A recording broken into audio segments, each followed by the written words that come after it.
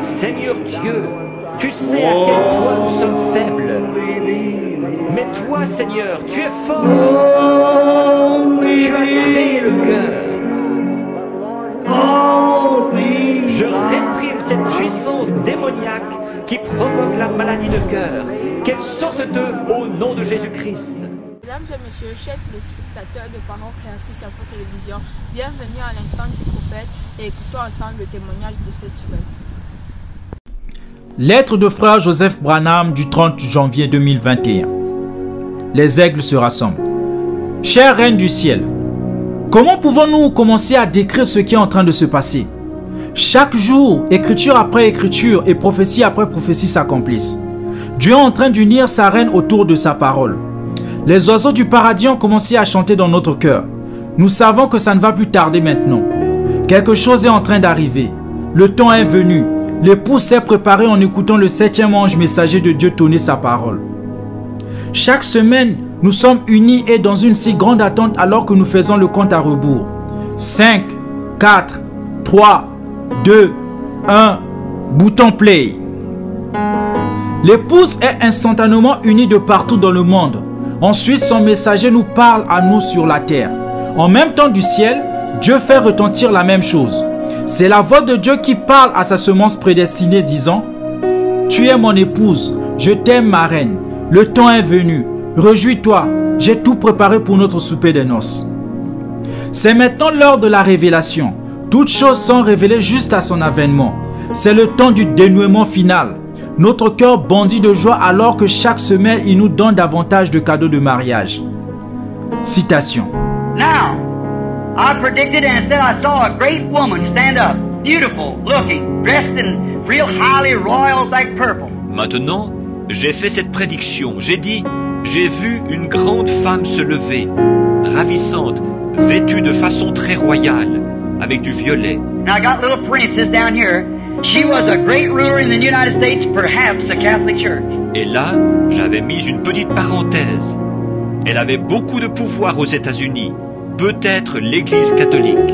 A woman, some woman. I don't know it'll be the Catholic Church. I don't know, I can't say. Une femme, quelqu'un, une femme. Je ne sais pas si ce sera l'Église catholique. Je ne sais pas. Je ne pourrais pas dire. The only thing I seen a woman, that was all. Tout ce que j'ai vu cette femme, c'est tout. Fin de la citation. Pendant que l'épouse écoutait les sons en train d'être dévoilés, Kamala Harris était assermentée en tant que la première femme vice-présidente des États-Unis. Je ne dis pas qu'il s'agit de l'accomplissement de la prophétie qu'a vu frère Branham, mais il semble bien que ça pourrait être le cas. Voici ce que dit le magazine Vanity Fair. Kamala Harris est entrée dans l'histoire aujourd'hui en devenant la première femme et la première personne noire et d'origine asiatique à accéder à la vice-présidence des États-Unis. Lors de la 59e investiture, elle portait une robe violet et un manteau assorti de l'étoile montante dans le domaine du design, Christopher John Rogers. Elle avait aussi complété son ensemble par un collier de perles de Wilfredo Rosado. Fin de la citation.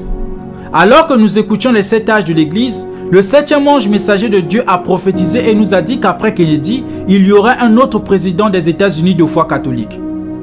Voici ce que dit le Mission Today.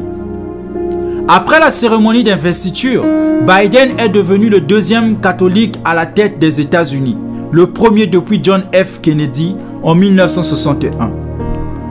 Fin de la citation. Il n'y a pas de moment plus important dans l'histoire du monde que le moment dans lequel nous vivons. Cet hiver, ces prophéties s'accomplissent devant nos propres yeux. Citation. And it finally ended up, I predicted, a woman will control her. Remember, that was 30 years ago I said it, and the 7 things that I predicted, 5 of them's done come to pass. And they got the man right there now to bring her in. And you voted in through your politics, sir. Et ce qui va finir par arriver, je le prédis, c'est qu'une femme la dirigera. Rappelez-vous, je l'ai dit il y a 30 ans. Et des 7 choses que j'ai prédites, 5 se sont déjà réalisées. Et l'homme qui peut la faire entrer est déjà là, en place.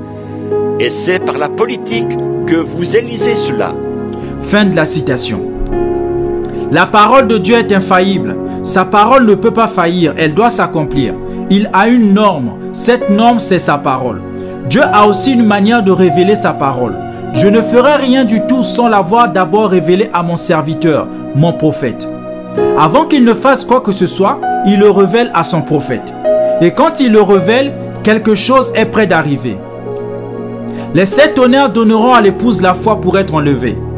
La foi vient de ce que l'on entend. De ce qu'on entend la parole de Dieu. La parole de Dieu vient au prophète. Il n'y a qu'une seule voix de Dieu. Citation. My sheep know my voice. Mes brebis connaissent ma voix. A voice, of course, is his word when he's speaking. Une voix, bien sûr, c'est sa parole quand il parle. My sheep know my voice. Mes brebis connaissent ma voix. My voice has been proven to them to be true. Ils ont eu la preuve que ma voix est la vraie. It's been vindicated that it is my voice. Elle a été confirmée comme quoi il s'agit bien de ma voix. Now notice, they are not subject to following any other voice. They won't. Maintenant remarquez, ils ne sont pas sujets à suivre aucune autre voie. Ils ne le feront pas. My sheep know my voice, and a stranger they will not follow. Mes brebis connaissent ma voix, et elles ne suivront pas un étranger. Fin de la citation. Nous connaissons cette voix et nous l'aimons. Nous ne sommes pas sujets à suivre aucune autre voix que sa voix enregistrée. C'est notre époux qui nous appelle sa reine. Ô reine de Dieu, quelles choses vous attendent chaque jour, don après don, bénédiction après bénédiction, joie après joie, révélation après révélation. Faisons de nouveau un compte à rebours ce dimanche 6 à 14 h, heure de Jeffersonville, pour écouter la voix de Dieu tonner pour sa reine, alors que nous écouterons le deuxième sceau, prêché le 19 mars 1963. Frère Joseph Branham. May men and women tonight catch the vision, understand what God's program is for this last day. Voulez-vous aussi expérimenter votre guérison? Écoutons ensemble un extrait de la voix du prophète William Marion Branham. Permettez-moi de vous dire quelque chose aujourd'hui, en tant que son serviteur. À moins que le signe ne soit sur la porte, la mort spirituelle frappera. Et toutes les églises sont en train de se diriger vers le Conseil mondial des églises. Elles retournent toutes au catholicisme. Et seuls ceux qui sont vraiment nés de nouveau resteront en dehors de cela. Rappelez-vous, pas vos dénominations pentecôtistes, parce qu'elles en font déjà partie, montrant par là qu'elles sont mortes. Elles ont péri, elles ont sacrifié, elles sont retournées en arrière. Elles l'ont mise à la porte. Or lui, il cherche le signe. C'est qu'ils se sont appuyés uniquement sur le parler en langue. N'allez pas vous appuyer sur quelque chose comme le parler en langue, ou sur n'importe quoi d'autre. Mais laissez le signe lui-même être là, la personne de Jésus-Christ, sa propre vie en vous. Que ce ne soit pas seulement ceci ou cela qui soit circoncis, mais que votre être entier soit circoncis, jusqu'à ce que vous et Christ soyez un. Christ est en vous, et sa vie se manifeste à travers vous. Maintenant, de partout en Égypte, et regardez, comme nous voyons ce qu'ils ont fait, et que nous voyons apparaître le moment, nous recevons l'ordre de faire la même chose qu'eux. Saviez-vous cela? Voyez ce qu'a dit le prophète. Nous allons lire maintenant, si vous le voulez bien, dans Hébreux chapitre 10. Et si vous voulez lire avec moi, je veux en lire un verset ou deux avant de continuer. Hébreux chapitre 10. Et commençons depuis le verset 26 du chapitre 10 de Hébreux. Non, voyons voir. Oui, Hébreux, chapitre 10, et le verset 26. Voyez-vous? Car si nous péchons volontairement après avoir reçu... Voyons voir, est-ce que c'est bien cela? Oui, c'est ça, oui. Si nous péchons volontairement après avoir reçu la connaissance de la vérité, il ne reste plus de sacrifice pour le péché. Mais une attente terrible du jugement est l'ardeur d'un feu qui dévorera les rebelles.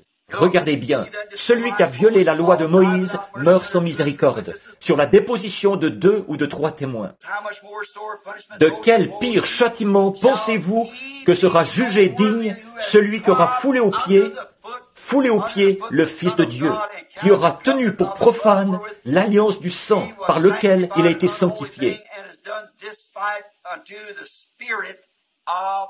et qui aura outragé l'esprit de la grâce qui est venu du sang. Vous, ministre de l'Évangile, membre d'Église, homme de bien, homme de haute moralité, qui que vous soyez, si vous savez que Dieu vous a délivré de la cigarette, et vous, femme, si vous savez qu'il vous a délivré du port des shorts et des cheveux courts et tout, si vous savez que c'est lui qui l'a fait, mais qu'ensuite vous faites demi-tour et l'outragez, que vous tenez pour profane le sang de l'Alliance qui vous a sanctifié et vous a amené jusque-là. C'était pareil dans le cas des espions. Si après s'être rendus à la frontière du pays, ils regardaient de l'autre côté et disaient « Oui, je sais que le pays est là, mais il y a trop d'obstacles. Nous sommes comme des sauterelles. » Alors, ils périraient dans le désert.